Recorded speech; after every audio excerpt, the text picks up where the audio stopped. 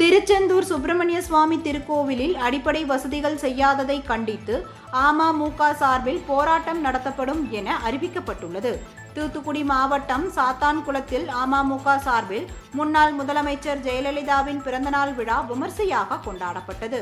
பின்னர் பேசிய அக்கட்சியின் மாவட்ட செயலாளர் பொன்ராஜ், திருச்செந்தூர் சுப்பிரமணிய சுவாமி திருக்கோவிலில் அடிப்படை வசதிகளும் எதுவும் செய்து தரப்படாததை கண்டித்து விரைவில் மாபெரும் போராட்டம் நடத்தப்படும் என தெரிவித்தார்.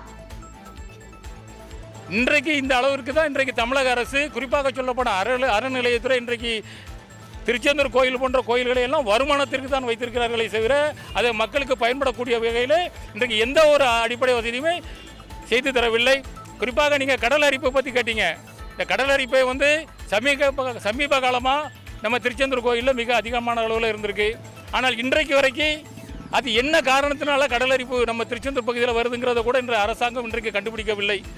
அதிகாரிகள் பார்க்குறாங்க, எந்த ஒரு நிவாரணமும் இன்றைக்கு திராவிட முன்னேற்ற கழக அரசால் ஏற்படுத்தி தரவில்லை.